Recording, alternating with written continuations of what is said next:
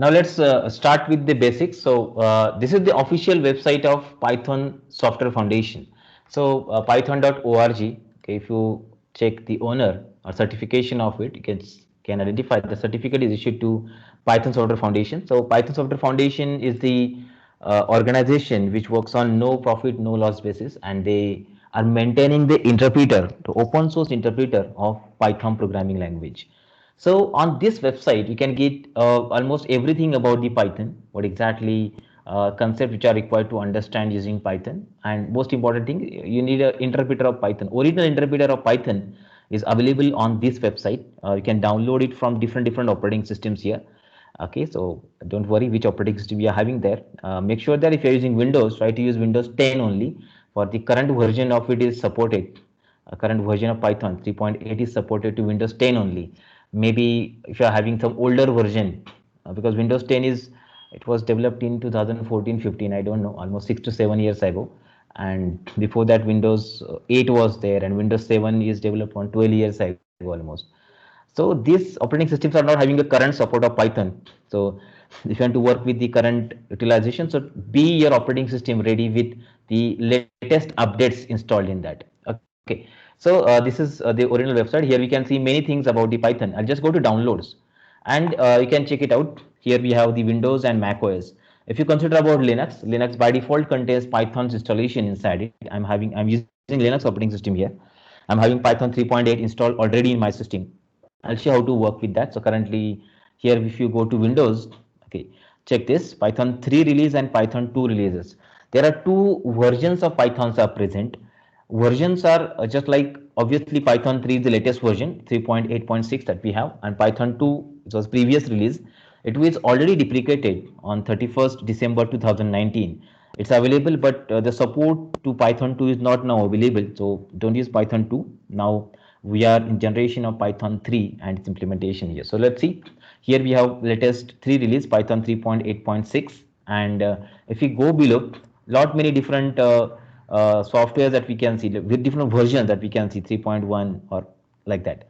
If your operating system is older, okay, so you can choose the older version of Python. Okay, for example, Python 3.2 released in February 2011. So this may support to Windows 7 or Windows 8 operating system there. Okay, and if you're having the current latest operating system, so you just can go with this Python 3.8.6, and I click on that, you just can go to the base of this particular site page. Here you can see the current installer version. So this is executable installer. When I click on that, it will get downloaded from the net. See, Python 3.8.6 AMD 64. So we hope that we are having 64-bit operating system flavor installed in your computer. Okay, so you can download it and save it there. And for if you're using Mac OS, so you can use Mac OS 64-bit installer. Okay, you can download that and install. The installation procedure is not difficult to understand. It's just like download it and double click on that and go next, next, next, and finish that. Okay, so this is how the common basic installers are there in Python. When you install Python for first time, Python Software Foundation is providing one IDE. They are having its own IDE that's called as idle. And in idle, we can write your program in two different modes. That is using interpreter mode, that is shell mode, or we can use editor mode also. Now, if you already worked in idle in previous semesters or last year, so and if you are not comfortable with that, so some other IDs are also available. I'll just show you what are the different IDs available. For Python, I'm using VS Code. VS Code is Visual Studio Code. This one. It's also one of the IDE that we can choose to install, and this IDE is supported with almost many programming languages. Like check it out: Python, C, C++, Java, common languages which are supported. So Microsoft has open sourced this particular IDE, and it is now supported and available for all kind of programming languages today. Okay, so this IDE can also be used. Can check it out. It has identified my operating system is Linux. That's why it's showing Debian and RPM flavors here. Okay, so if you want to change your operating system, you can go here and download it. Windows 64, x64, or Mac OS if you're using any one of these OS, and install that. This is also one of the good IDE that we can use. I'll show the demo of this IDE also, how to work with this IDE. Uh, okay, Visual Studio Code. Fine. Along with that, one more IDE is present. It's called a Spider. Okay, Spider. This Spider is available with one software called as Anaconda. See, this is Spider. Just can check it out.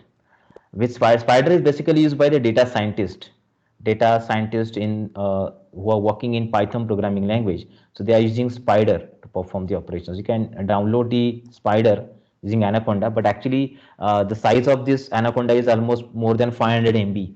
So it will take some time for downloading. Spider can be used along with the Anaconda only. Independent Spider is not present, but in Linux we can install independent Spider also by using some commands. Just can make use of this. And along with that, there is one more ID. It's called as Jupyter Notebook.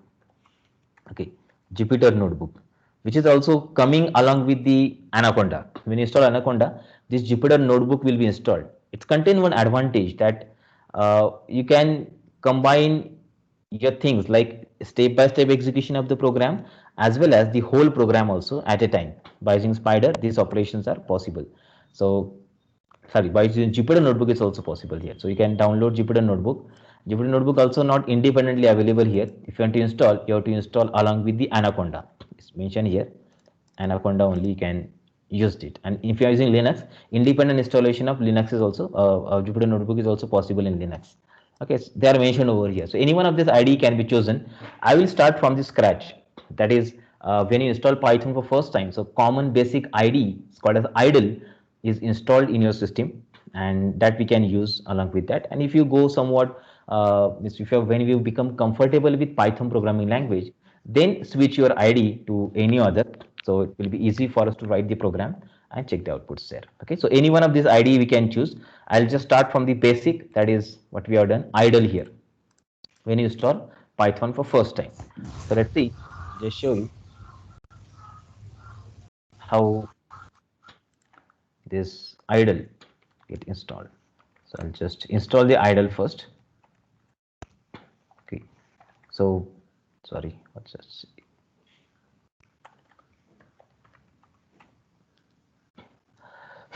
Okay, already I am having this version with me. Sudo apt install idle 3. This is my command to install on Linux, but on Windows, whatever I shown, just download Python 3. Idle will automatically available inside it. Okay, I'll just open my idle. On Windows also, if you open your idle, it will exactly, it will just show exactly in the same way. See this one, idle. This is my idle. Okay, so the same software, same GUI environment is present over here. I'm currently using Python 3.8.2 here. So when you start your Python idle for first, remember that it's idle that you have to open. Maybe when you install Python, you are having a Python terminal also installed in that. Most of the time students open Python terminal and they show that, so this is not working here. It's not like that. Open Python idle, which is installed along with the Python core Python installation in it. Okay, something like this, just can get an appearance of it on the screen here. Okay, now this we call as the Python's interpreter or terminal mode, or we call as the shell mode there. Shell mode, terminal mode, interpreter mode. The advantage of using this mode is that we can execute a single line of code also in Python with the help of this particular shell. Single line of code. And if you want to write the whole program, that is also possible, because this is one ID. If you go to click on this file menu, and when you click on new file, a new file will get open. Empty notepad kind of the file will get open. In that we can write your code and execute your code. So you can see the output on this screen over here. Okay, so this is the default shell which is available with Python. Let's see, I'll just start with a common presentation, so you just can get some theoretical idea behind this. Okay, getting started. Now let's write our first program. So when you basically write or learn a new programming language, we focuses on printing the hello world on the screen. Maybe in second year you might be learning a new languages like C and C++. Previously it was not there. Previously we are starting with uh, C, C++, and then it was switched to Python. Now something different mechanism is now there. So this is how we print the hello world. So just check it out. I'll just open my idle, and there is a function called as print. Print is a function, so which is used to print something on the screen. Like I want to print the hello world, so I'll just write print, and in quotes I'll write hello world. So this print is a function which is used to print anything on the screen, maybe a variable, maybe a constant, or maybe a result generated by an expression. Okay, so these things will be printed on the screen with the help of the print function. So in single line execution, we just can do that one, and this is called as I told, shell mode. And if you want to run that program, so I'll just go to new file, create a new file over here, which is the untitled file. Just can check it out here, and I want to write this program here to run or to print the hello world on the screen. So I just can write the same statement, print hello world. Okay, and I'll press Control S. Control S is the common key to save the file. So let's write the name here, hello. By default, extension of every file in Python is ending with .py. So check it out here, py is a default extension. To click on that, you can check this here. The file name is appearing, and this is the current working directory. Inside that particular folder directory, my file is saved. Okay, so every time when in upcoming sessions also, when I'm showing you the output of different kind of program, so I'll just show you in this pattern, either interpreter mode or the editor mode. This is editor mode. Editor mode allows, facilitates us to write the whole program at a time, and interpreter mode we can use, or we can run the program line by line. You can check the output of this program line by line there. So this is my program. I just written a single line of code. Here you can check an option to run or to check the output of this particular program. So you can check a run module. So there's a shortcut key called as F5. When you press F5 also, you just can get the output of this screen on the this file on the screen. See, when I press F5, my program will get executed, and you can check the output of it on the screen. So this is the single statement execution, and this is the whole program executions and its output that we can see on the screen. It's a common mechanism. Just choose shell mode or the program mode or the editor mode, where we write the whole program. Okay, so this is how a common execution methodologies are there. Every ID that I have shown previously, just in 5 minutes ago, every ID contains their own shortcut keys by which we can check the output of the code. I need to understand that. Every shortcut keys are there to run your file, to run the program line by line, to run the whole program at a time. Okay, so let's continue. So first I just told about a simple interactive mode, that is single line shell mode programming, and this is called a script mode programming. When you write the program, whole program in a line and file, and then you can run that. See, in Linux, it is advantageous to use something like this. See, I'm having a terminal in Linux, and there also I can run the program. So Linux contains a command by which you can run that. See, for example, if I want to run my program, Python 3 hello.py. In this way, in Linux we can run. On Windows it is not possible, because Windows this command is not present. It's possible, but you have to change the environment variable and make that Python 3 command accessible to the command prompt of Windows. But Linux, by default, I am having Python 3 installed there, so I just can run this code by this particular mechanism here. Okay, okay, so this is how we have done that. Let's start with the core and common concepts of programming. Many times we don't focus much on that concept because we are having only programs in syllabus, and we directly start writing the program, and this is the output of that. But we need to start from scratch, A to Z of programming that is expected. What exactly the meaning of print is, what exactly meaning of the variables, operators are there, where they are applicable. If you go for scientific study of that, then it will become easy for us to understand the programming concepts. Now, before actually starting, let's understand first concept, that is called as Python identifier or identifier. Identifier is a common concept that every programming language is containing. What it means that. So identifier is a name is to identify a variable, function, class, module, or other object. Like in general, identifier is a name which user provides in the program, which we provide in the program. We provide. So and apart from that, all other constructs are taken from the programming itself. Whatever we provide, that is identifier, because these are used to identify something. So 5 concepts I mentioned over here: variable, function, class, module, and other object. These are the 5 different locations where we use the identifier, where we provide the names. So whenever we are giving identifier's name, that name should start with the A to Z characters, A to Z letters, uppercase, lowercase. or we can add the underscore also. Even we can add the digits also, but it should not start with a number. It should start with a character only. And if any punctuation symbols are there, like at the rate, dollar, or plus, minus, percentages, they are not allowed in the variable name because they are the special characters. Special characters are not allowed in the variable names or the identifiers name. Now in this session we are going to see only variable. Identifiers remaining, function, classes, model will come later sessions. That time also I'll revise what exactly the meaning of identifier is. And important thing is that Python is case sensitive language. All languages like C, C++, and Java also case sensitive. So whatever you are writing in uppercase and lowercase, they are completely different. They are differentiated. So I just have mentioned here college and college. Here C is capital, here C is small. Okay, so they are different because their case is different. Okay, they are different identifiers there. Now, first kind of identifier is called as a variable. Wait a minute. Called as variable, will come back to the keywords again. See, first kind of identifier, variable. Variable is a name that you choose to store something inside it. Is a name that you choose to store something inside it. Okay, let's see this one. Sorry about that. Okay, it's a name that you choose to store something inside. For example, I declare name num is equal to 67. So num is a variable.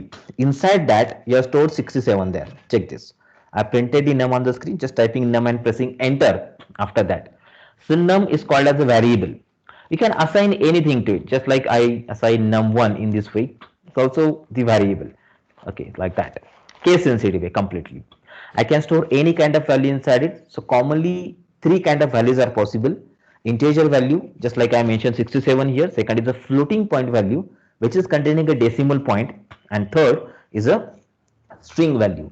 String value means all the characters that we can enclose within a pair of the quotes, single quote or double quote, they are called as a string that we can store inside the respective variable. So this is what the variable, this is identifier. It identifies something, identifies that this num stores a number inside it. Okay, so this is a number, I am storing that number inside it. So any kind of such variables are possible, we can create them. And if I want to redeclare the variable or reuse that variable to store another kind of value inside it, I can do this. So previously I have stored integer number, then I have stored the floating point numbers. See, this is what we call as dynamic typing. Dynamic typing. Dynamically data type of the variable is decided. First of all, I have stored the integer number, then I have stored the floating point number inside it. This is not allowed in C, C++ and Java. This is the property of interpreter based languages. When you use interpreter based language, that time only this property is useful, and it is used in the languages of which uses the interpreter to run the code. Okay, remember that. So this is what we call as a variable. We store different kind of values inside our variables. Integer, float, and string, commonly used variable that we use. Now let's check it out. uh, every program that you write in the program, it can be divided into small parts, and these small parts called as token.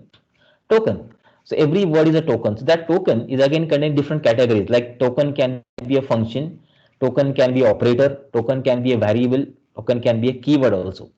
So what is meaning of the keyword? Keywords are the words which are reserved in the programming language. So here in Python, we have some reserved words. We cannot use a keyword as a variable name, function name, or any identifier. Means identifier's name can be given as a keyword. So they are used to define the syntax and structure of Python language. In Python, keywords are case sensitive. All keywords except true, false, and none are in lowercase, and they must be written as it is. Remember, there are total 33 keywords present in Python 3.7. 3.8 also 33 keywords are there. These words are having special meaning. Remember, throughout the sessions, all sessions, we are having the meaning of the respective keywords here. Many few keywords are not regularly used, just like yield, non-local, and assert.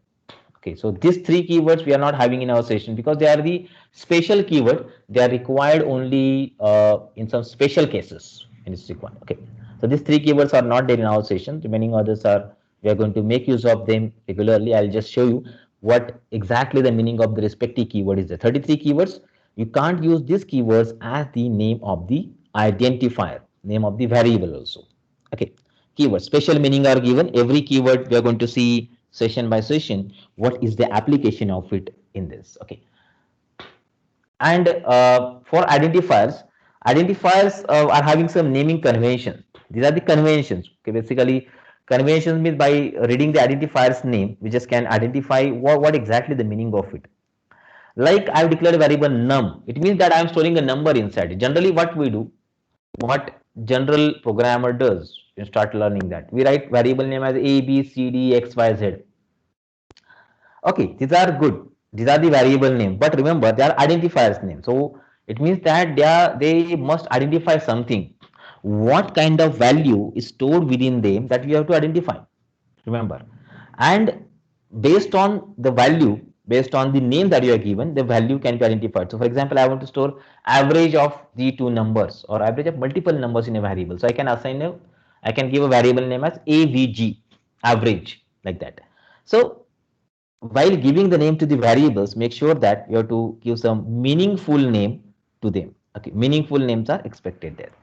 And some conventions are just like I am using variable name identifier to class. So class name start with the uppercase letter. It is used to recognize something like I can identify when the character name starts with a capital letter. Uh, so it's a class name. Okay. Or starting identifier with a single leading underscore indicate that it's a private variable, or underscore with two leading strong private identifier. This is using object-oriented programming actually. That time I'll show it. What's exactly the meaning of it is there. Okay, keywords. Now let's continue. Variables. Anything you can store inside it. I can store the values which are numeric. I can store the values which are floating point, or I can store the values which are string, like this. Say this.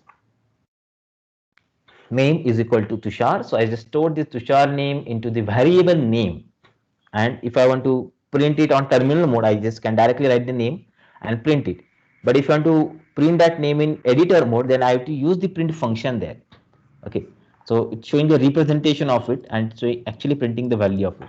Representation inside the memory that you can recognize. This is the string.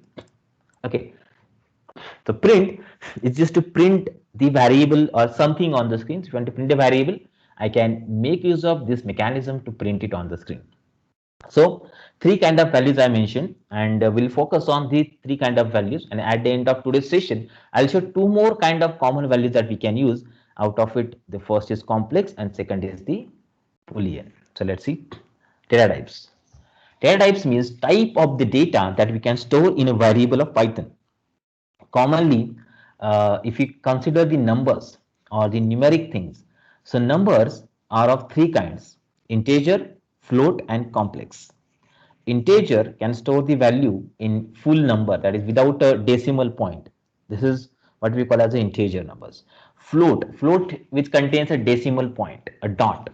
And with the help of that, the floating point values can be stored in a variable. And complex, you might have heard about it if you have learned that in the engineering mathematics, might be knowing the complex numbers. So complex numbers which contains two things, real part and imaginary part. If you want to store that, this can also be used here. Then second category is a string, just like I have shown. When you put something in single quotes or double quotes, that's called as a string. And the last is Boolean. Boolean, okay, maybe you have started learning the you're knowing digital electronics. So there are two kind of values that digital electronics focuses on, processes it. It's called as true and false. So if you want to store that true and false, we'll be making use of a variable called as Boolean. Boolean kind of values, true and false. Only two possibilities are there that we can store in a variable. Okay, these are called as core data types, or we call them as a primitive type of the data. Now, using primitive type of the data, some derived or collection types are there. Derived or collection. So collection types are this. It contains a set of elements in it. Out of that, the first is called a list, second is tuple, third is set, and last is dictionary. On the third day, I'll show you what do you mean by this particular four data structures and how to perform operations on that particular data structures here. Okay, they are derived types that we can use. Now, let's start working with the integers first. Integers. Okay, so when I declare a variable num is equal to 45, it's called as integer. But how you know about that integer? So there is a function called as type by which can identify what type of the data the variable is currently carrying. So see this one. I just return type of num. Type only contains a parameter num. by which you can check what type of the data the variable is carrying within it. Okay, this is called as the num. Sorry, integer data type is present there inside it. Now this integers, any number of integer we can store, and we can perform operations onto them also. Like if I store num1 is equal to 72, num2 is equal to 22, and if I write one more variable like result is equal to num1 plus num2. Okay, and when you print the result, we'll get 100 like this. Okay, so two variables are declared. This is called as expression, which contains the combination of variables or constants or the operators. Okay, it's not like only variables should be there. I can mention, sorry, like this also. See, result is equal to num1 plus 122. See, and then print the result 200. So this is called as a constant direct value is given there. So expression can contain a constant or a variable, and it is stored into another variable which is initialized with the result of this particular expression. Okay, result, fine. So in this way we declare the variables, we create the variables, we create the expressions. And let's talk about, there is a facility that is provided in the integer. It's called as integer variable can store any kind of values within it. Check this one. I just have put some values inside it and printed in num on the screen.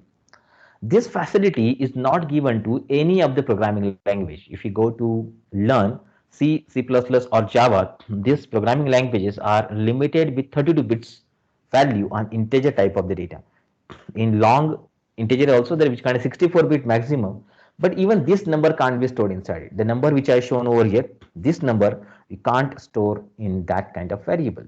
Okay, integer variable in C or C++. But here it's allowed, it's possible, and just can check it out. Is stored there. Any kind of number I can store. Like for example, I multiply this number by some other number, say this one, or I just have done something like here I'm using raise to operator. Double star is a raise to operator. See, so any huge number can be generated, can be stored into integer format variables. Just can check it out. In this way, these operations are possible. And if you generate any such numbers, I just can show you this one. So it's very big number actually generated. Squeeze text is there. Yeah, see, any such numbers can be generated with anything. So there is no inherent limit to the integer to store in memory. Limitations are not there. It goes on using until we ran out of the memory. So memory is the only limitation. Memory means RAM. Your random access RAM of your computer system is the only limitation provided to this particular system. Okay, so that's how the integer length is present. And if you go to second, that's called as a floating point number. So floating point numbers contains a decimal point present inside it. Okay, just like if I declare num is equal to 5734. Okay, like this. And if you see the type of this num, see, float. It's a floating point values. Remember that. So if you want to store a number with a decimal point, this is called as a floating point numbers, a float number. And similar operations are allowed here also. Like if I want to do like num into some other number, okay, can generate that and check this output on the screen. All mathematical operations are allowed on the floating point number. Or not even that, even we can store the number in the scientific format also. Scientific format 4.5 E12. It means that 4.5 into 10 raised to 12. 10 raised to 12. Okay, like this. Can make use of it. Or I'll just write something like this. See, into 10 raised to 12 E, that is machine epsilon, and in that format also number can be stored. Even all languages contains it. Python also is not an exception to that. Python can also contain the data stored in a variable in a scientific format, scientific floating point format like this. And one more thing that I'll show over here is that floating point is containing some speciality. Special floating point mainly. Okay, what speciality that it contains? Let's see. Num1. If I write 24, some number E123. Okay, another number 2. Okay, num1 into num2. Okay, so very big number is generated here, but still it is not up to the mark.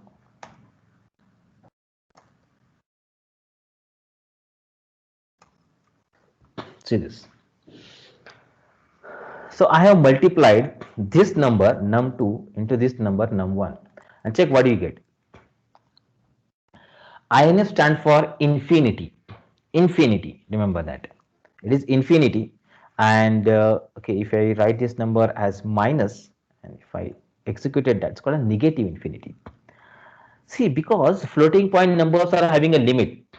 If any expression is going above that limit, expression or any expression's result is going above that limit, it is called as infinity, and is supported only to the floating point numbers in Python. And not only in floating point in Python, in every language, infinity is a concept of floating point numbers. Integer are not having infinity, floating point numbers are having infinity. But if we want to store a number in a variable, like let's take it out, num1 is equal to,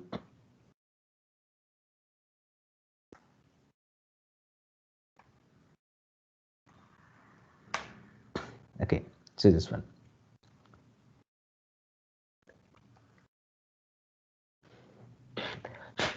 check it out. What number I have stored, but what is shown there? Infinity, because the number is above the range. The number is above the range. What's the range? 2.1 into 1023. Sorry, still INF. Yeah, 2.0, not 1. Yeah, 2.0 raised to 1023. 2.0 raised to 1023. Sorry, it is showing raised to, not E. Sorry. Raised to, yeah, raised to 1023. Yes. Now see, the number is stored inside it. The number is stored. Okay. And if I do something like that, okay, just showing overflow error here, because the number is now going above the range. That's why it's showing overflow error here by the expression. When expression generates it like that, then it's overflow error. But when variables are generating it, it is infinity. Remember that. This is what the difference that you need to remember it. It's containing a limit. The limit is this. It's the maximum number that I can store in a floating point variable of Python. Okay. So, but basically remember, we don't require that anywhere. We are not going to use such a biggest floating point number in your systems. That's why it's not expected or not required there in that case. Okay. Now, let's see. Important property that Python variables are containing, or Python constants are integer constant basically containing. In general, whatever things I just have shown here, this is called a decimal number system. We use decimal number system, which contains 10 digits, 0 to 9. That's why it's called decimal number system. In digital electronics, you might have seen there are multiple different number systems are present, which we call as the octal number system, binary number system, and hexadecimal number system, which are close to the computer system's numbering. Decimal is human understandable, and octal, hexadecimal, binary are computer understandable. That's why you're learning that one. If you want to store a number in octal number system in a variable, so you can make use of this, like 0 O, sorry, 0 O, 0 O. 0 O should be given, and after that you have to store that number. Like if I store 0 O 12 and I am printing that on octal, sorry, this is storing in octal format and printing in decimal format, because by default is a decimal number system. So whatever operation you do, that will be done according to decimal number system only. But I am storing the number into octal format. Okay. See, now if you want to store hexadecimal format, 0x. See, and now decimal equivalent is 18. Might be knowing they contains this number characters also. See, 30. 1e is decimal 30. Like, or in octal also, if you go 0 O, what's that? Invalid digit, because 8 and 9 are not present in the octal. That's why it is showing this error. So octal are supported with 0 to 7, hexadecimal are 0 to 9 and 1 to E. Okay, and consider binary 0 B. Which number is this? 11, is that 11 decimal, or this is 15 decimal, correct? 1111. Okay, so this is the way that we store the, we use the binary octal hexadecimal number system to store the data. By default it uses decimal number system, but hexadecimal number system, binary octal number system can also be chosen to store the data in the respective format in a variable. So this mechanism is used to perform the operations inside it. Okay, check this, which is shown over here. The same things are available and done. Fine. Now let's see some shortcuts which are used to reduce the length of the code. So in first presentation which I shown in Python, okay, I just shown something like the least number of lines are there. Already least number of lines are present, but some mechanisms are provided in Python by which the number of lines in a program are reduced. Now how it is done? For example, I want to declare three variables, like I'll use A is equal to 45, B is equal to 34, and C is equal to 78. Three variables are declared. I got this ABC, correct? Now if I want to declare all of them on a single screen, so I just can make use of these things like check. Okay, B thing. A comma B comma C is equal to 45, 34 and 78.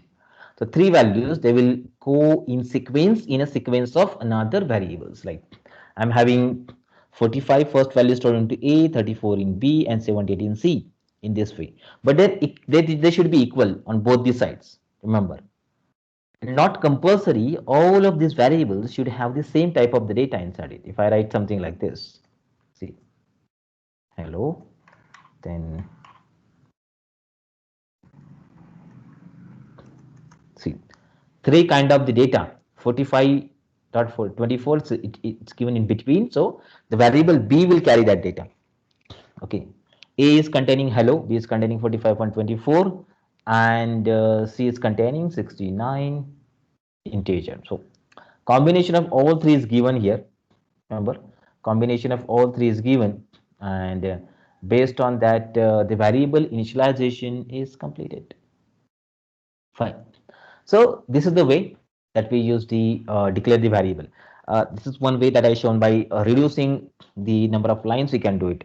There is one more way by which you can declare multiple variable with the same value, like A equal to B equal to C equal to 34.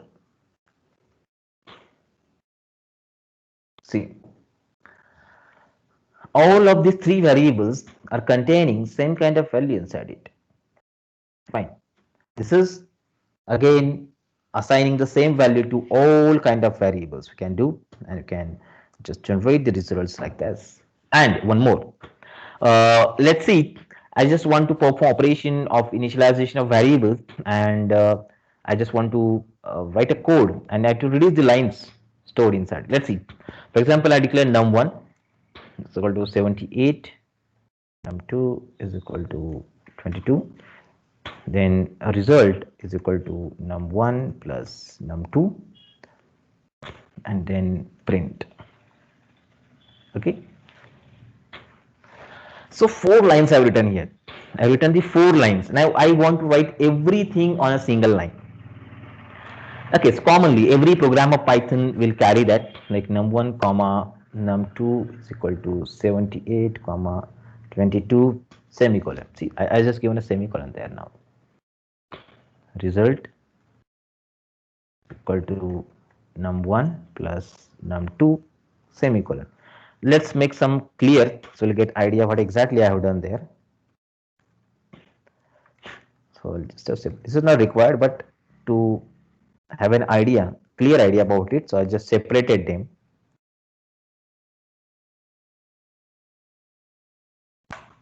See, all of these 4 lines I have just reduced to single line of code. See, so first statement, okay, these two I have combined by previous mechanism that we have seen. then semicolon. So this will be executed first. After that, this will be executed. Result is equal to num1 plus num2. Done. After that, print result will be executed. Like, and finally I'll get the output of it on the screen. So when we have to embed multiple lines on a single line in Python, so we'll be separating them with the help of a semicolon. So semicolon will separate the multiple lines of your code and write or put everything on a single line. This is also one of the way by which you reduce the length of the code. These are some of the shortcuts that we can employ here to reduce the length of the code, which is just mentioned over here. Semicolon is acting like a separator of the lines, which we can use and check the output. Now, okay, so we have seen common operations, expressions, and now let's focus on a strings. String is a set of characters, okay, or set of anything basically, which is enclosed within a pair of quotes, single quotes or the double quotes. So enclosed within a pair of quotes, single quotes or double quotes. Let's see the strings. For example, I declare s is equal to, in single quote I'll write hello world. Say this. Okay, it's stored there. Or if you want to store that in single quote, it's okay, issued, allowed. See, both are same. Single quote is a string, double quote is also a string. Remember. But as per my experience, my observation, generally uh, single quotes are used to store the data. Double quotes are not used. Uh, if anyone is switching from C or Java to Python, they're still having practice of using double quotes always for the string, because single quote is a character in C and Java. In Python, it's not the case.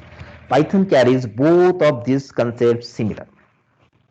Okay, but single quotes are used. Why? Because to print the single quote, we have to press single key only. That's why. And for double quote, you have to press two keys. So it's a wastage of efforts. That's why double quotes are not used, single quotes are used to create it. Okay, so this is how the commonly created variables are. And if you see the type of s, see, string, it is str. String kind of value is stored in a variable in Python. So s is the string that we can now work with. Okay, now let's see if you print this hello world on the screen. See, hello world. Yes, you can check hello world directly printed. I want to print the quotes, single quote and double quotes are on the screen with the help of a print function. So we need to declare that data in this fashion. Like, for example, I want to print the single quote. So outer side I'll write the double quotes. See, now single quotes are printed because now single quotes are internally stored inside the double quotes. Okay, that's why they are printed as it is. Printed as it is. And if you just do inverse operation here, check this.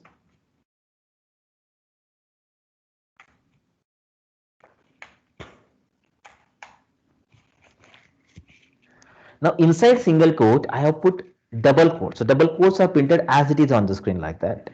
Check this out. So these mechanisms will be used to make the combinations of single and double quotes, and you can check its output on the screen like this. So when I want to print these quotes on the screen, I'll be making use of this particular concept. Okay, even there is a concept in C and Java you just can learn maybe. So in Java it's not possible, C also not possible.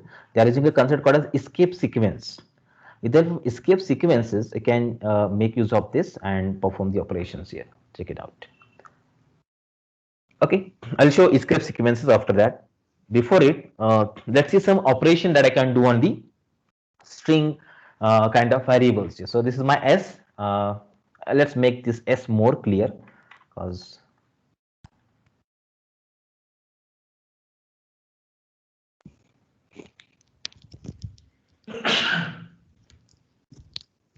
okay, sorry, s is equal to hello world.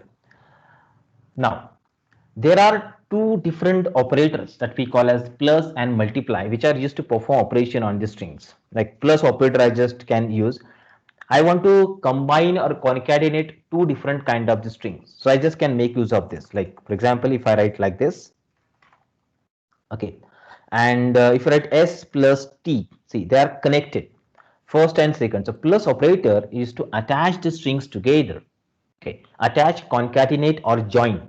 the string. So this is the use of the plus operator. That if I want to work on that, just can make use of this. Even if I want the repetition inside the string, that also I can do. If I write t into 3, see, welcome is repeated 3 number of times. Okay, so this is how we can just create the repetitions within the session within the respective variable, and again that can be stored in another variable like x is equal to and print x. Okay, so this is the way that we can make use of. In string, you can create repetitions by multiplying it by a number, or plus by which combinations or the joining concatenation of the string is possible by that symbol also. Now let's talk about the escape sequence. I just told about it. Escape sequences are the special characters that I can use in a string to create some different kind of data inside it. It means that I want to print a new line. I want to add a new line in a string. So I can make use of slash n for tab slash t, vertical tab slash v, R for written, B for backspace, A for audio bill, and double slash for single slash. Let's talk about that.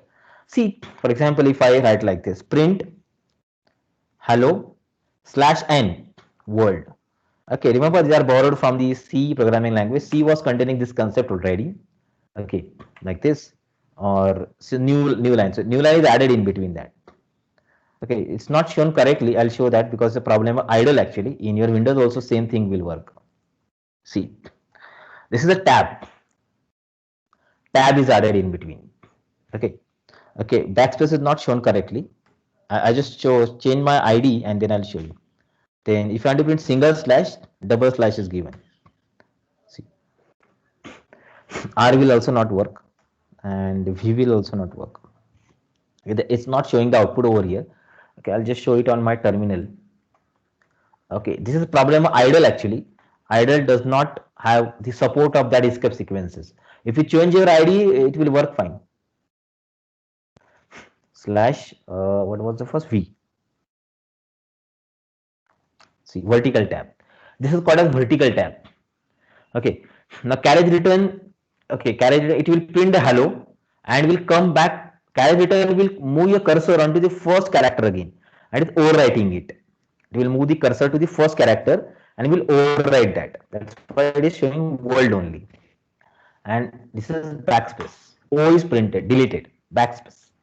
Okay. So these are the letters which we can use, and if you want to use double slash, you can use single slash. See this way. So this mechanism that we are going to make use of. Why this is there? Remember, if you don't give double slash, this will be considered as the escape sequence. That's why double slash are required. That's the main reason why we do this one. Or if I want this code, okay, so this code is not required because this is not a escape sequence character. That's why this is not expected. So such kind of the different escape sequences that we can use and just can check the output of all of them on the screen, like using escape sequences can generate different kind of formatting in the output.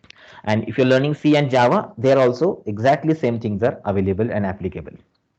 Now let's talk about a very important concept of programming. It's called as the comment.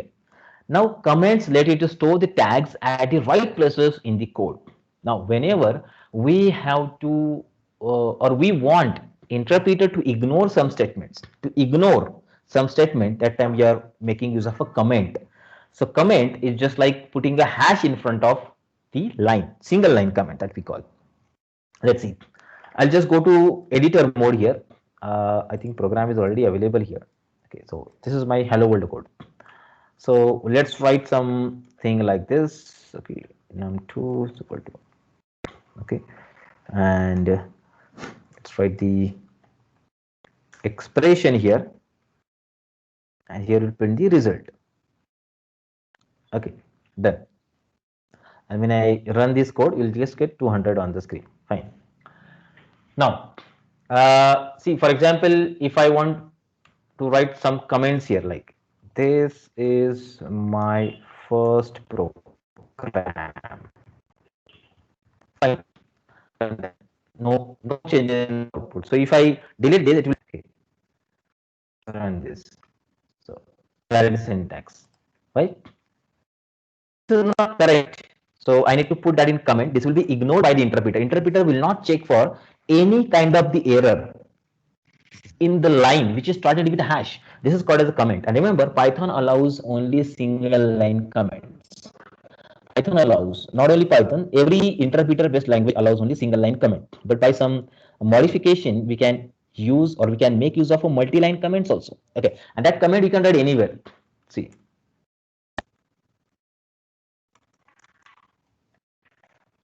after hash, whatever things that we have written that will not get executed correctly, interpreter will not check for any kind of syntax error inside it. Syntax error, logical error, nothing. This statement will be directly ignored. If I want to write one more line, let's have a date. Today's date is 27, sorry, 28. Fine. So this way. Done. Okay, like that. This is the comments. And if you want to make use of the comments, remember comments are very commonly used concepts in every programming language. Comment make your system readable, make your program understandable to the other users and even for you also. Readability is the main property that every program should contain, and that's what is focused from the comments. Okay.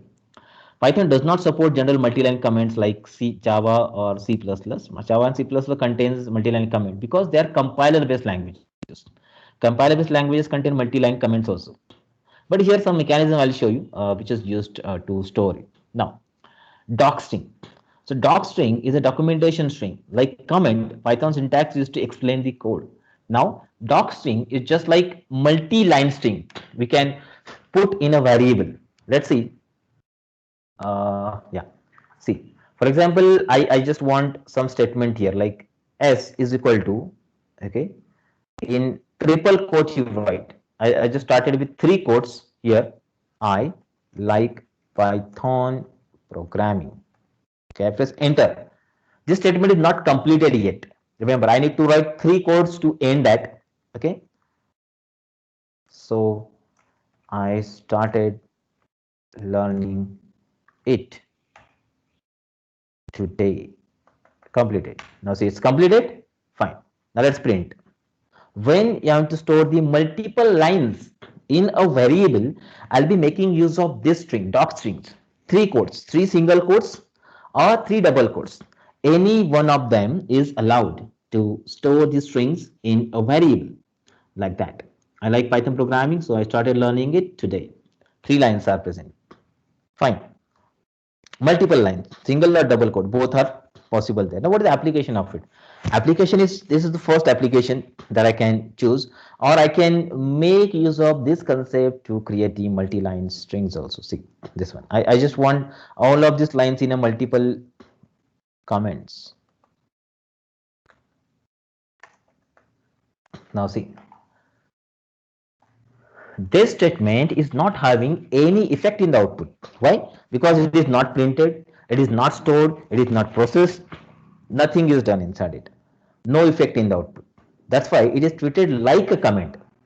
Treated like a comment, not actually a comment, but this mechanism is used by the software developer to write the comment in Python programming language. Okay, so this mechanism can be used easily, and by which you can just perform to create the comments in Python programming language. Fine. Okay, now, so many applications are present for that.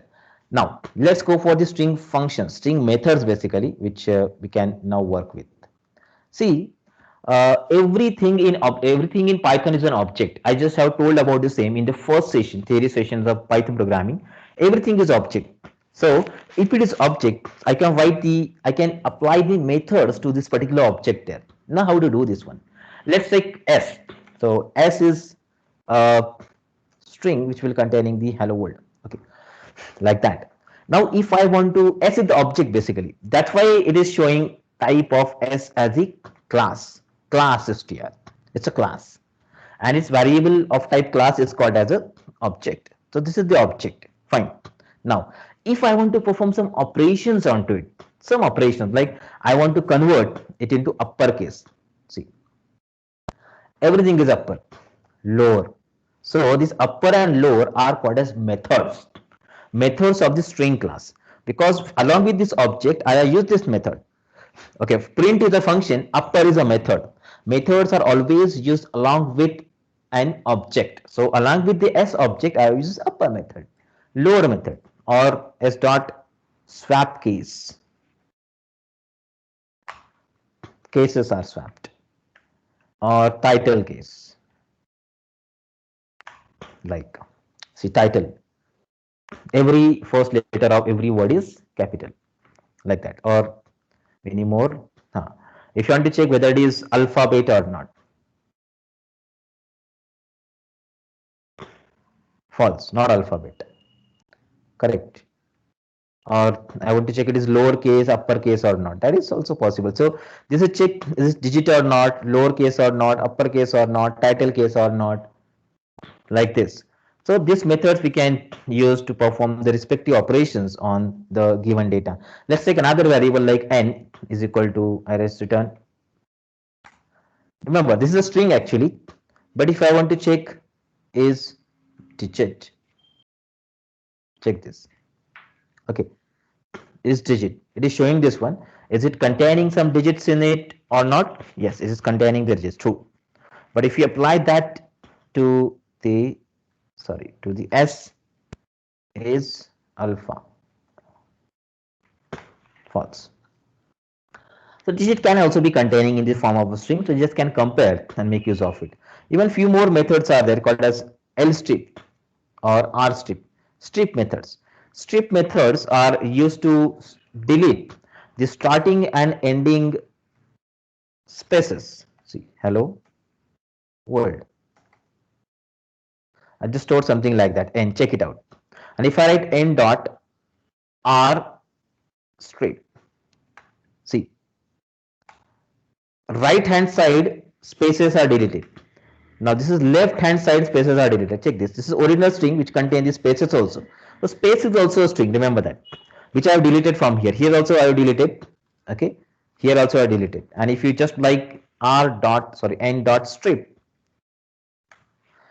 all starting and ending spaces are deleted. Generally, in language processing, in word processing, text mining, this application is very useful. This is very useful. Even there's one more string called as split. It is used to convert to list. So from string to the list conversion, list of words is possible by this particular method over here. Just check this out.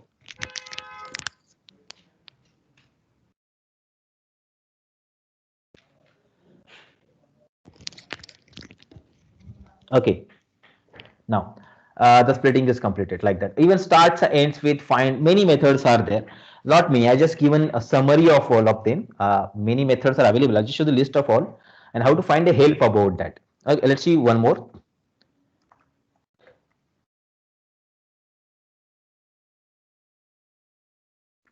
Starts with. Okay, what starts with? Starting with H? Yes, true. Starting with H? No, false. Similar to that, ends with is also available and possible there. So you can make use of these methods here using string functions. What operations are allowed and they're possible over there. Now, let's continue. There is a system that what we call as Unicode. Remember, every Roman letter that we store in the variable Roman letter, that is for A, B, C, D to Z, they are called as Roman letters. Every letter is assigned with a unique number inside. It's called an encode. It's encoded in that, and that code is called as ASCII code. ASCII codes are devised by ANSI, American National Standard Institute. What they are telling, when you have to store a respective character in a variable, character in a memory, sorry, so a specific code is used, specific code is required, and that code is called as ASCII code. Every organization, every hardware manufacturer or software designer uses the same code to store the data in the system. Now it allows only the English letters, that is Roman letters only. Now if it is possible to, is it possible to have other letters too? Yeah. If you want to use the letters from other characters, other languages, so we can make use of a system called as Unicode, by which the data from every language is possible to store inside a variable of Python. So to do this one, we are using some mechanism like this. See, u slash, see, just take it out. U quote slash u, and then after that you have to give a code 938, for example. See this one. So 938 is a Devanagari character. Just can check it out. It's printed on the screen.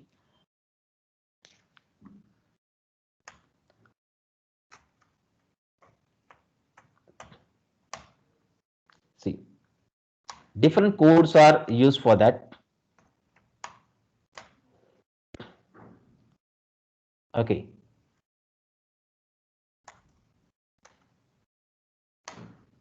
See, different letters, different kind of characters from different languages are possible to store in a Python variable by this particular codes. And if you want to create a combinations, see, I want the combinations like, so I can just make use of again slash u 0949.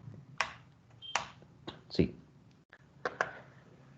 in this way we can make use of the Unicodes in the system, and any kind of language in the world can be stored inside the variables of Python. Okay, so I'll just show you one system where we can it's not required to remember the character codes, you just can check it out. I want to store some letters. I just can go to Google Cloud Input Tools here. Try Google Cloud Input Tools, Google Input Tools. Here I'm using that, and I've chosen Marathi language. Let's try this Pune. Okay, so I'll just type it there. Pune, automatically Pune will appear. I'll just copy it from here and store in a variable s. Okay, see this one. In this way, I can make use of. Okay, fine. So any kind of letters from any kind of languages around the world can be stored in a variable. Okay, by any script. Almost hundreds of languages are there that we can store in Unicode format, because Python 3 is supporting Unicode format, Unicode string directly within it. That's why it's possible, very much possible, to use this data inside a variable here like that. Okay, fine. So wherever required, you just can make use of it, and whole software can be designed using the Unicode system also completely. Okay, so in this way you can go ahead and work with this. Now, a very useful function, dir. Dir is a function regularly required. Make sure that it is very essential function that you may require very regularly in Python, because now onwards many practicals, many programming practicals of different subjects you will be doing in Python. It's very difficult to remember the functions or method that we applying and using along with a particular object. Okay, so to do this one, to find properties and methods of a specific object, we can make use of a dir function. Let's see, I'll just write like this. Now I have used methods onto it: upper, lower, swap case, title, starts with, ends with, strip, is alpha. I am knowing it, but if you don't read it from anywhere, how to know which methods I can apply on S? So dir will help you. See, these are the methods that I can use on S. So S dot center, S dot is title, S dot upper, S dot what is this is alnum, S dot capitalize, like so. Their list we can see by dir. Not only for that, for every kind of variable is possible. See, this is integer variable. These are the integer methods. Check it out. Integer methods. Okay. So when variable type changes, the method that you apply on that will change. Dir will help you to list all of these particular functions that we can apply on an object. And now, along with dir, see this one, I just can make use of dir, and I want to see the help of specific function. So I can make use of help function for that. Okay, let's see. Help. I want to identify what is the meaning of swap case. Fine. S dot S is required because it's the object on which the function is applied. It's swap case. Swap case method of built-in str instance. Convert uppercase letters to lowercase and lowercase characters to uppercase. Like that. This is how we can make use of. Or I want to check the denominator method of the what is that? Denominator. Oh, 218 lines are there. See, very big output generated. That's why squeezed output is there. Fine. So this is the mechanism by which we can check the meaning of statement, or not only the methods, but if you want to see the help of the functions. What is the meaning of type function, or what is the meaning of print function? How to use it? See, their meaning, their parameters that we can see with the help of the help function. Help will help you to identify the syntax or structure of the method that we can apply on the variables. Remember, so by this way, this mechanism, we just can make use of this systems and check it out. Fine. So it's applicable to all. Now onwards, whenever you're using a variable of a specific kind, not only core types, but in advanced types also, whatever methods are there, their meaning and their help, you can find with the help of the dir and the help functions. Now, let's come with the print function. Print function is very important to again learn, because it's the only function in Python which is used to print something on the screen, something. So we are used print function to print variables, constants, strings on the screen, and this print function can be used. It's having some facilities by which can perform the operations here. Let's see what facility it carries. What are the facilities that it can be used along with the print functions? Let's see. For example, I'm having two variables here. Num1 again.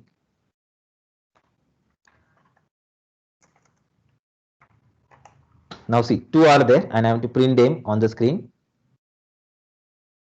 Num1 comma num2. I can print it. See, fine.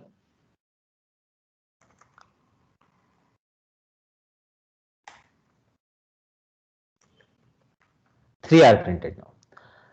Okay, I have not given space in between them. Okay, by mistake I got here. Now see, I have not given the space in between them. Then also I got the space. Okay, and when the line is printed, automatically I have moved on a new line. I have moved on a new line. So when there's a combination of multiple words, multiple things are present, two things are applicable here. The first thing is called as a separator. Separator. Separator means what separator should be present in between the multiple values. Okay, among the multiple values. So that separator I can change by using a special keyword argument. It's called as SEP. A special keyword argument that is called as SEP. And with the help of this SEP, I can make use of this method, and by this I can just change the output. So SEP is equal to /n. So separator is changed to /n. So num1, num2 and num3 are separated by a /n. Check it out. So new line is added in between them. If I want to change that separator to /t, see, I got a tab separator among all of them. Okay, or if I want to change the output character, end character, so I can make use of parameter end here. I want to end all of them with double new line. See here, when it's printed, one new line we got, and after that again one new line I got. My cursor is present over here. Okay, or I want only a space end character, end. Space is given at the end. It's not shown here, but fine. When the line is ended, what character should be present here? See, end character. At the end of the print's output, what should be printed? That we call as the end. Okay. So in this way, this end can be given, and we can just print the output in the formatted type as we can see it on the screen here. Fine. So this mechanism we can use by which you can print the data num1, num2, num3 on the screen. Correct? Now, okay, so these are two different parameters. We generally call them as a keyword arguments by which you can print this data on the screen. Okay, formatted data on the screen. Now, I want to print a combination of string and the characters. So let's have one variable written here. This is example age and the name. Okay, see, and I want to make their combination. So let's see, print my name is, complete that, I given the name, okay, comma, and age is, okay, age, like that. See, the thing that we want to print as it is on the screen, they are given in the single quotes, and variable whose values you have to print, they are given out of the quotes, like that. So value of variable name, I'm getting here it on the screen, and value of variable age is now printed as it is here on the screen, like that. Okay. So name is printed and age is also printed. Check their combinations, how it's printed it on the screen. Okay, like that. Okay, this mechanism will be using to print the data on the screen. Okay, there is one more way that can be chosen. This is called as the formatted strings. Like my name is, I'll write %s and age is %d. Okay, and write like this, name comma age. See, sorry, what's the problem? Oh, percent is remaining here. I need a percent here. See this. Okay, this is C's method. This is called as the formatted print. Method of C programming language, which is chosen here. Name is stored, printed instead of this %s. Percent is formatted string. And instead of this %d, I have printed age. %d stands for decimal integer. So with the help of decimal integer, this data is printed and we got the output something like that. My name is first Tushar and age is 34. Okay, so in this way, I got the data printed on the screen. Combinations of, there is one more mechanism which is used, it's called as format. See,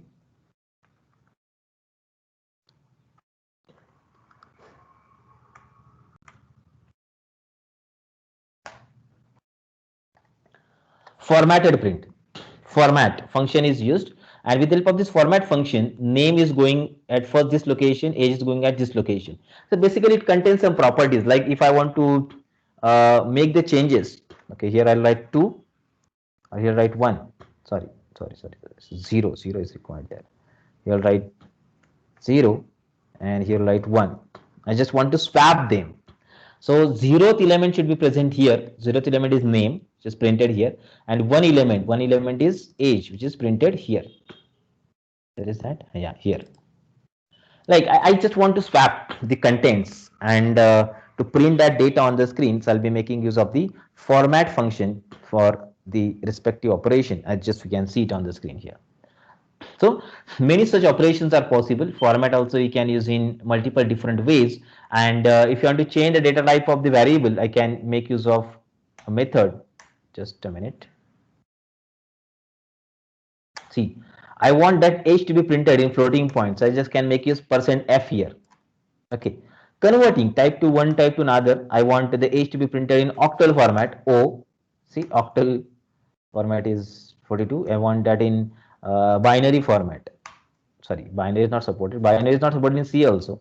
Not be X, hexadecimal, something like this. So in this way, we can convert, we can format the data decimal integer to other types also.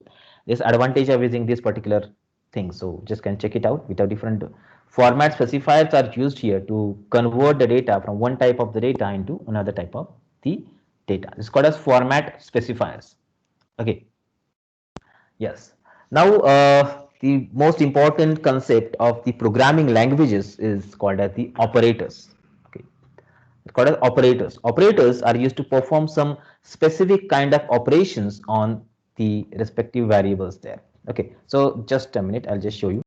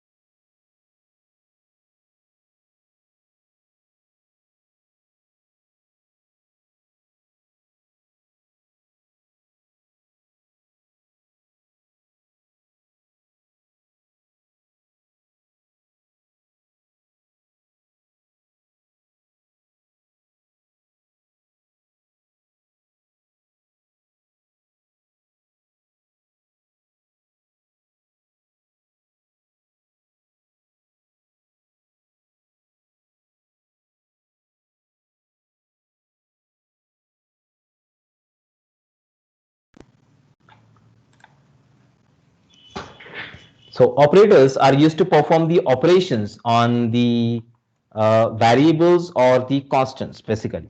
So different kind of operators are present available here. You can check this. Arithmetic operators, relational operators, assignment, logical, bitwise, membership, and the identity operators, which are used to perform specific operations on the variables here. So let's see the first category, that is called as arithmetic operators. There are 7 different arithmetic operators present in Python programming language. So with the help of these operators, we can perform arithmetic operations on the data, whether it's constant or a variable. So let's see how to perform that. I'll show all of these operators which are used to perform operations of arithmetics on the data. So let's check. I'll just close this and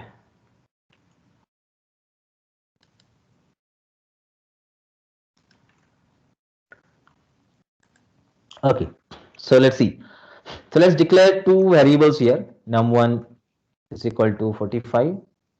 Num2 is equal to 29. Okay. Now result is equal to num1 plus num2. This is what we call an addition operator. Okay. Can just print the result on the screen, store in a variable and print it on the screen. By this mechanism we can do, or num1 minus num2 subtraction, or we'll have multiplication, or we'll have division. Likewise, we are having one more operator called as floor division. The result will be a complete number. Floating point number will not be there. This is called as a floor division operator. Okay.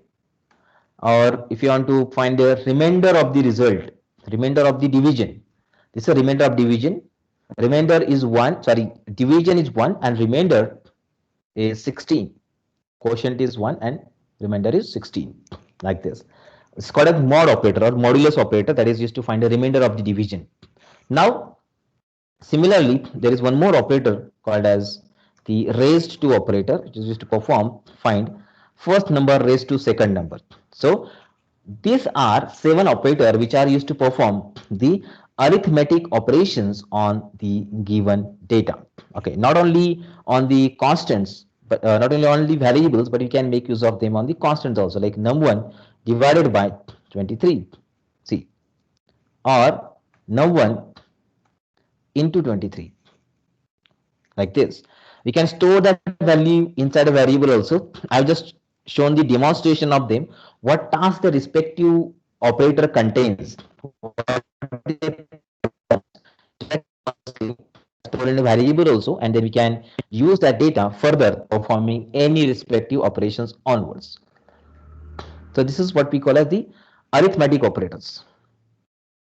Okay, so it's shown over here. Now we have seen arithmetic operation on strings also, like when you use plus operator to perform concatenation of the strings, like see, first plus second, see, or if I want to create the multiplication, replicated copies, see, first. 5 times the first is generated, created and printed. So this is how we can make use of the multiplication operator onto the strings. Repetition of the data is possible with the help of this operator. These are the commonly used operator that we can use here in mathematics operations in Python. Now, the second category is relational operators. Relational operators are used to find the relation among or between two different things, two different variables, two constants, or one constant and one variable. Relationships are like less than, greater than, equal to, not equal to, or less than equal to, greater than or equal to. So 6 category of operators are present here, which are used to identify your result in true or false format if it is matching with the respective conditions here. So what condition is there? Yes, now check it out. See this. Okay, so we'll go for, yes. So num1 we know already, num2 is also known. Now let's have num1 is greater than num2. True. Yeah, that is correct. or equal to also we can add, means it is greater than or equal to. Okay, so for example, if I write num1 is greater than 45, false, because it is equal to also. It is equal to actually, greater than is condition is false. Now say this one, correct, fine. So this way we can make use of the respective systems. Okay, getting it? Now just for another, this is less than or equal to, this is only less than, okay, or if you want to check equal to, okay, they are equal, no, equality condition, and the last one is not equality condition. So basically we use these conditions in the decision making statements or the loop control statements. Decision making or the loop control statements, there we can make use of them, and based on it we just can perform the respective relational operations onto it. Six relation that we have checked: less than, greater than, less than equal to, greater than equal to, and not equal to. So in tomorrow's session, when we are going to see decision making and loop control structures, there I'll show how can I make use of this operator effectively in the programming. Okay, this is the second category of operator, relational operators. Now, even relational operator can work on the strings also. Okay, relational operators can work on the strings. Now let's see, I'll make use of the constant values here. Like if I use ABC is equal to, see, ABC is equal to ABC. Obviously false, because as I told, Python is case sensitive language. So to compare between the strings, they should have the same case. Then only it will result correctly. It's false. Now, so if it is not equal, then which is greater? So you can check this out. True. How the comparison of the string is done? Strings are compared character by character. Now, first A and this A, they are same. So we'll go for next one. B and B. Remember, the ASCII value of this B is greater than ASCII value of this B. Means small b's ASCII value is larger than the capital B. Remember that. Lowercase b. That's why it is showing true here. Wherever the comparison of equality fails, there the result is declared, whether this result is correct, greater than or equal to. So, okay, if I want to do this operation, yeah, false. So string comparison is possible. String comparison is done character by character. So if you compare the same thing, as we are familiar with Python, and if you want to compare that with C and Java, C and Java don't allow these operators to perform this operation there. There in C, we are having a strcmp function by which you compare, and in Java also we are having compare to function of string class. With the help of that, comparison between the strings are possible. Okay, so just can make use of these operators to perform operations of comparison between the strings. Okay, now let's go for assignment operator, the third category of it. Assignment are the special category derived from the arithmetic operators category. Special category derived from the arithmetic operators category. Arithmetic operators shorthand notations are created in the assignment of operators here. Let's say it's very easy to understand. Already we have seen one operator, like for example, if I write num1 is equal to 59. So this is called as assignment operator. This assignment operator is connected with other arithmetic operators, and new operators, category of operators are generated. And what are that? Let's see. So first is num1 plus equal to 1. Okay. Its meaning is num1 is equal to num1 plus 1. See. So 1 is added inside it. Num1 is added with 1.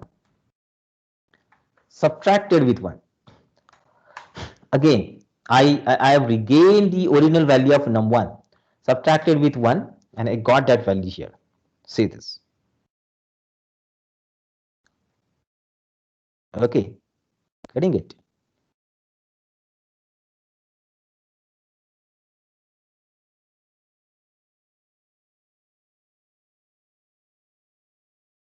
Fine.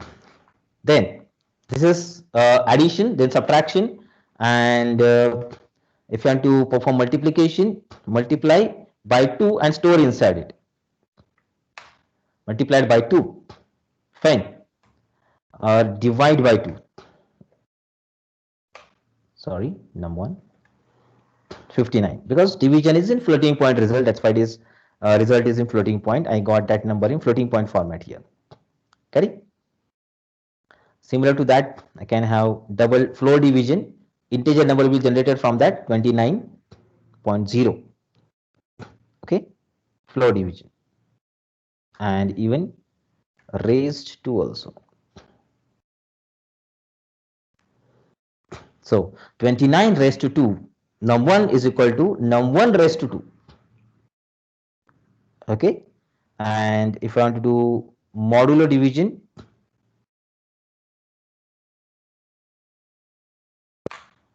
num1 is equal to num1 mod 5, 1.0. Okay, like that.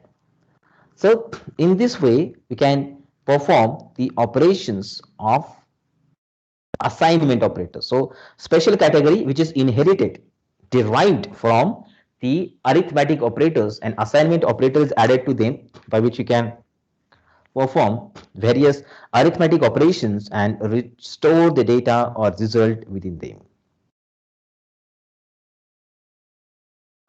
Now the fourth category is logical operators. Logical operators are used to perform the logical operations like and or not. You might have learned that in digital electronics, where we are going to make use of and to signify that both of the conditions are true, and or to check that any one of the condition is true, and not is used to inverse the condition. Here also it is applicable. So let's have the num1, sorry, num1 is equal to, and num2 is equal to, so two variables are declared here. Now I just want to perform some comparison. So relationals, which they are used to combine relations basically. See, num1 is greater than 50 and num2 is equal to 40. See, in order to evaluate the whole condition to true, both of the conditions should be true. The first is true here, but second is false. Okay, first is true, but second is false. Now let's make it something. Now true, both are true. When both are true, then result generated by it will be true. Okay, check it out. Result is true because both are true. That's why. Correct. And any one of them is false, your result will be false. And both are false, then also result is false. Now, if any one of them is true, then result is true, evaluated by OR. First true, second false. True or false. Okay, revise your logic knowledge of digital electronics. So you guys can check it out. In case of AND, both should be true, both should be 1. So result will be 1. In case of OR, any one of them should be true or 1, then result will be true or 1. So same cases here. If both are false, false, or, okay, and the last is called as not. True, number 1 is less than 100, correct, but not number is less than 100, false. So result generated by it will be inverted, will be reversed. So true will become false and false will become true. Okay, something like that. This is what the use of the not operator is. So not operator is used to inverse the conditions. This is how we can perform the respective operations onto it. Okay, not. The third operator, which is coming under the logical category of operators in Python, as shown here. Check it out. Now next category is a membership operators. Membership operators are used to check a value present within another collection of elements or not. We have, at the start of this session, I've just shown some derived types like list, tuple, set, and dictionary. These are derived types. Inside that, if something is existing, so you just can check or identify with the help of the membership operators, or on a string also. String is also collection of elements I can identify. For example, check a string s is equal to Tendulkar. Okay, okay, something is missing. Yeah, so check car is cur not is, it's in S. In is a keyword, remember. So whether cur is present in S or not. Yes, it is present, it's showing true there. Okay, the existence is there. And if I want to check whether any other, like A, B, C is present there, no. Existence will be identified. I just want to check, sorry, not this. Just want to check whether it's containing U character or not. U, yes, U is present. It's present there inside it. Okay, like that. I just can create any kind of collections also, like this. Any sort of collection. This is what we are having a number numeric collections, and check whether that number collection is containing 1 or not. Present? Yeah. Whether it's containing 10? No. Like this. So existence of an element is inside other collection element can be done with the help of identified, checked with the help of the in operator. Inverse to that we have not in operator. Okay. 10 is not in Z. Yes, true. 10 is not in Z, or ABC is not in S. Yes, it is not in S. Like that. So existence and non-existence of an element or a variable inside other collection of elements can be checked with the help of this particular operators. So in and not in both are the keywords, and or not, they are also keywords. See this. Now the last category, identity operator. Again, one more keyword, is and is not, they are used over there. Is and is not. Let's take it. 20. True, correct. Exactly. 20 is 20. Also correct, because both values are same. But remember, their data type is different. Their identity is different. It means that if I write like this, 20 is 20. Yes, 20 is 20. But 20 is 20.0. False. Though their values are same, their identities are different. Identities are different. Values are same, that's why it's resulting in true. But identity is different, that's why it's resulting in false. Is. Okay, like that. Okay. Again, false, because 20 is the number first and second is a string. That's why that identities are completely different. So identities are same, can be found with the help of is and is not. Is 20 is not 20, correct? 20 is not 20. First 20 is integer, second 20 is a string. That's why they are not equal of each other. So in this way, we can compare their identities and print the result respectively on the screen. Okay. So many examples I mentioned over here. Now next category is the bitwise operators. Bitwise operators are performing the binary arithmetics, digital arithmetics, binary bit by bit operations on that.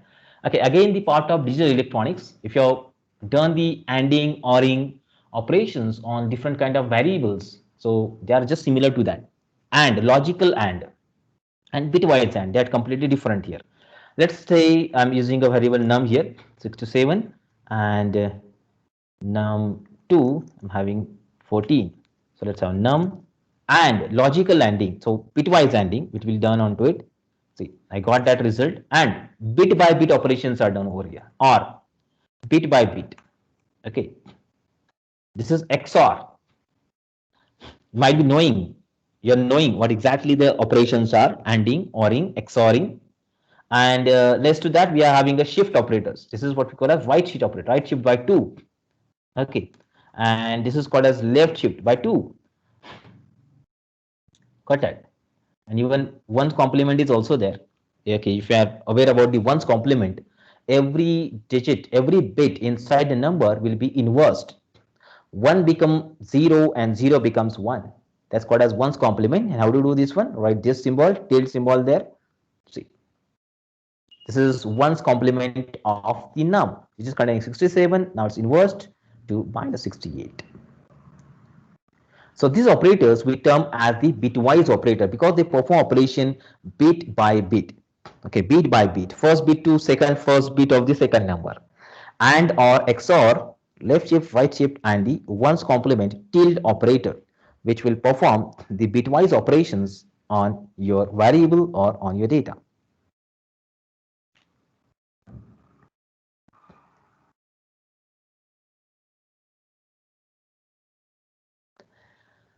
Okay, this is a very important slide to know. Operators precedences. Operators, when we are having an expressions, in that expression, which operation is performed first is decided by the operator's precedences. So check it out, the operator precedences mentioned over here. We just start with the exponential operations at the top, then unary plus minus, unary operators which contain single operand there, tilde plus minus, unary, making number negative and positive, for that operators are used.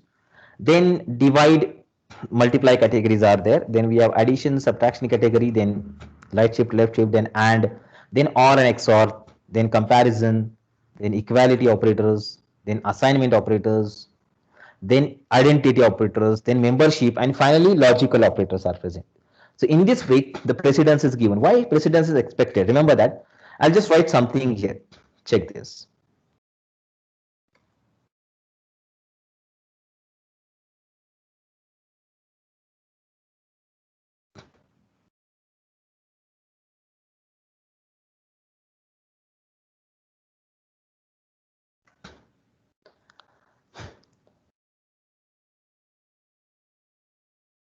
See,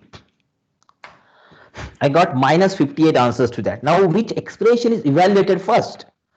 The evaluated expression is this first. 2 raised to 2, that is 4. Then second expression evaluated is this. 32 divided by 4. Okay, 32 divided by 4. 8.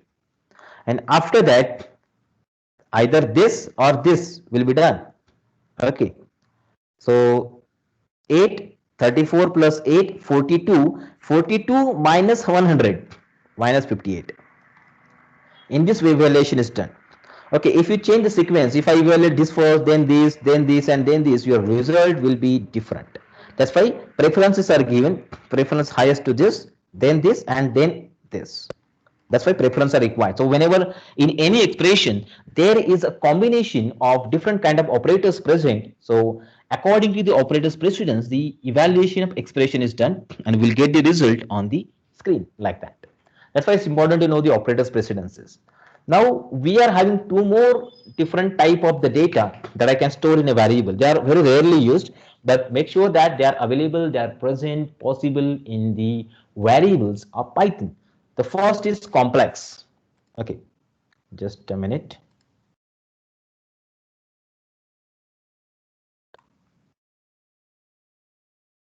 Okay, the first is complex. Like for example, if I write C is equal to 3.4 plus 7.8 J. So J is given there. Okay, J means it's a imaginary number, actually imaginary part of the number that we can see. If you see the type of C, complex. Okay, so J is required here, not I actually. So you can just specify J there. If I write, just a minute, I. Okay, so I is not assigned to it. J is required to make the number as complex. And even the last one is the Boolean. Like P is equal to true. So true is a keyword which makes its value in the Boolean format. See, Boolean. And if you write it false, okay, is also a Boolean type of the data which we can use there. There is one more type of the special kind of value that I can store in a variable. It's called as a none type. None type. None means nothing. You just want to create a variable and put nothing inside it. That time we'll be making use of this type. Like if I write none, none is also one more keyword. See, nothing is printed. Okay. And if I want to print that n, we'll have none printed on the screen. Okay, like that. There is nothing representation inside it. It's very regularly also we require that when you go at some advanced level of Python, applied Python programming, that time this value will frequently required in many cases. And if you see the type of this none type, none, no type, nothing is present inside it, not a single value, not any special kind of value stored. Stored value is none, and we call it as a null also, null, null, which is just used to create the variable, but it does not store anything inside it. This is referred as a none type of the variable. Okay, so now come with a very important part of the programming. We are just coming to the end of the first session today. Okay, so let's see. This concept is called as type conversion or type casting. Type conversion. What do you mean by type conversion? The process of converting a value of one data type, that is string, integer, or float, to another data type is called as type conversion. So Python has two basic types of conversion system. That is, first is called as explicit type conversion, and second is called as implicit type conversion. So what is implicit type conversion? Implicit type conversion, Python automatically converts one type of the data to another type. This process does not need any user involvement. User involvement. Now, let's take an example why this is called as implicit. So let's check for that. Just a minute.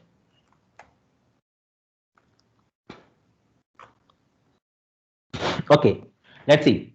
So first operation that is like n is equal to 1. First number I let 23. M is equal to 17.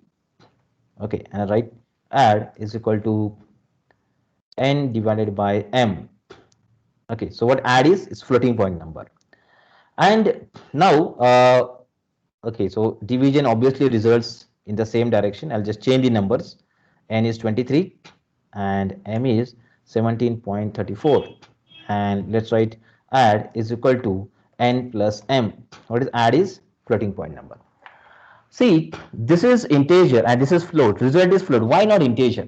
Because automatically the integers are converted into float here. So integer was n, that is 23, and this will become 23.0, and m will is already present there. So to generate the result in floating point format, for any expression for a computer, it is required to have all the type of the data, all variables in the same type of the data.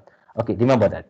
So if both are integer, result will be integer. If combination is there, result is float. Why not integer? Because implicitly your data is converted from one type of the data into another type of the data by the interpreter.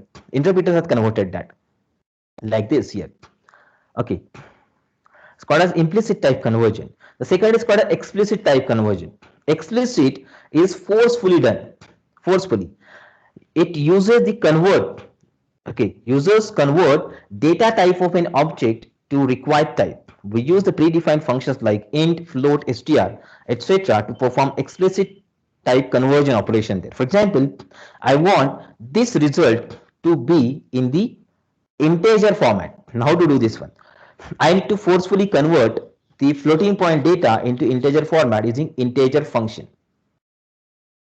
See this. This is called a type casting, or we call it as explicit type conversion. Forcefully, explicitly, we have converted data type of one variable into another type. We have converted here. N was converted automatically by the compiler interpreter. Okay, implicitly, and here explicitly, forcefully we have done. It's called as type casting. Okay, this is how we can convert the operation of casting. But typecasting, when you're doing typecasting, they should be compatible with each other. Integer and float are compatible, but string and float are not always compatible. They will be compatible in some cases only. Okay, like that. Let's take an example of S. I'm having 102 number. Okay, so if I multiply this number by 2, see how it does. 10210, because it's string format. Now I want to actually multiply this number by 2. So what I will do? Integer of S into 2. Now 204. Now this is how the numbers are generated. Integer number is considered, and then we have converted to 2. Just like that, in inverse operation is also possible. How inverse operation is possible? Now let's see. I'm having the first number. Okay, like first is equal to hello, and second is equal to 1 2 3. I want to attach both of them. Okay, first plus second. Not possible, because integer can't be attached to the string number. So what we'll do? Let's make it string. Typecasting. Now it is done. String plus second string is a temporary conversion. For that expression only, your data is converted into the string format. and we got that output on the screen like that. Hello 1 2 3. So this is the application of the typecasting operation in Python programming language. So whenever you require in future, compatible types, only compatible types can be converted from one type of the data into another type of the data. Okay, so remember that this is how the typecasting, or we call it explicit type conversion, is possible in Python. See, I'll show a simple example here. See how Python is actually easy, simple to understand. One small code I have shown over here. So this same code we can execute with the help of different type of interpreters. Different type of interpreters. Okay, I'll just have to install. Just a minute. I'll install the Ruby interpreter here. It will be easy to write the programs in that case and just try to understand how exactly all of these codes are same. Okay, see a simple program I've written here. Addition of two numbers. Okay, I'll just write that program here. Two numbers addition, like num1 is equal to 55, num2 is equal to 45. Result is equal to num1 plus num2. Three languages are there which contain the interpreter like Python, R, and Ruby. So I've given the hello.py name here itself, and program is just to print something. First number declared, second number is declared, and then I have done the addition of both, and then I have printed the result on the screen. Okay, like that. Now, when I run this code by using the Python's terminal, by using Python's interpreter, I just can execute that just like I at the start of the session I shown. In Linux, I can run that, and any other operating system also, we can run that particular program by the interpreter of the respective languages. Now, let's see. I'll just show you how different interpreter can run the same program because the syntax are same. Once you learn Python, most of the R programming language also you can learn. R is also one of the popular language today. Even Ruby is also one of the language that we can learn easily because their syntaxes are common. Now, if I want to run this program using Python interpreter, so check it out, Python and hello.py. I'll get that output of 100 on the screen, just like we have done the addition and addition of these two numbers for 55 and 45, and I identified. See, same program I'll run by using the R programming language script mode. R script is a command by which you can execute the R program with this. Okay, so let's see. This is R.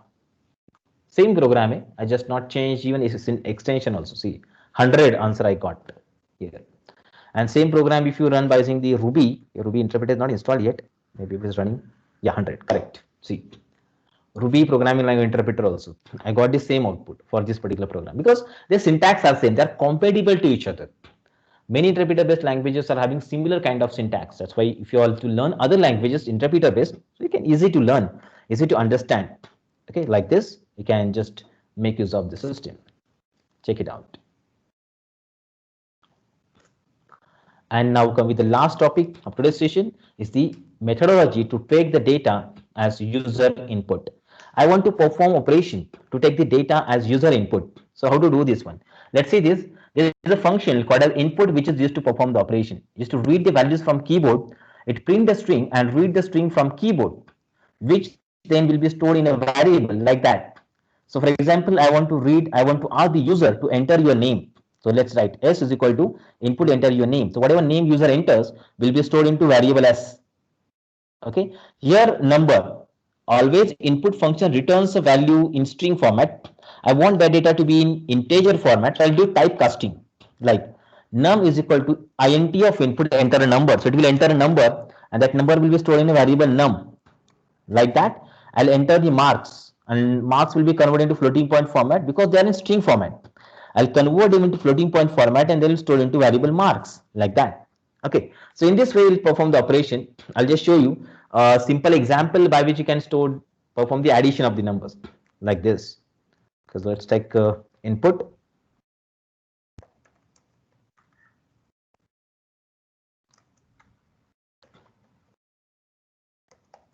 Okay, this is the first number. Enter. Let's have first number here. This will be stored into num1 variable in integer format. Integer, I'm doing typecasting here. Remember that. Second number. Okay, so first number will be entered. Okay, this will be printed on the screen. Okay, and then it will read the data as user enters from the keyboard, that will be stored into num1 into integer format, and second number again it will read from keyboard stored into integer format. If you don't write int, its format will be string. And if you want to convert to float, so instead of int, just write float. Floating point number will be entered. Now it's doing addition here. Okay, and let's print the addition is okay, and comma, like this result. Okay, in this way. So let's add some comments. My first program. Okay, in this way. And when I run this code, let's say it will read first num1, second num2, perform the operation, and print the result on the screen. Let's have that. Sorry, what's problem? Yeah, this is not completed. Correct. Now let's run that. Okay, it's asking first number 12, second number. See, addition is 200. Correct. Like that. Let's run one more time. Take any number, perform the additions. Like will be entered and stored into number, integer format, perform the addition, and done that. This is how we read the data from keyboard, perform the operation, and generate the result and store it on the screen. So like that, we can perform operation of doing the addition of the numbers. So like that, you just can make use of the input function for any particular operation, read that data from the keyboard, from the user, perform the operation, and generate the result. So by this, we are having some exercises I just mentioned on the presentation here. Check it out. Write a program to read Celsius temperature and convert Fahrenheit. Second is read the radius of circle and find area. Third is read amount and percentage of interest from keyboard and find final amount after adding the interest on original amount. And write a program to read distance in meters, convert to centimeters, inches, and yards. For all of these operations, we require the formulas. So formulas are applied. After applying the formulas, your results will be generated, and you have to print these results here on the screen. So after the session, I need to solve these exercises and get it done from your side. If you have any questions or doubts, you just can go through the things which I mentioned here on the screen here. So my email ID, company's mail IDs are also mentioned here, or you just can get more information on different links mentioned on this presentation here. Thank you.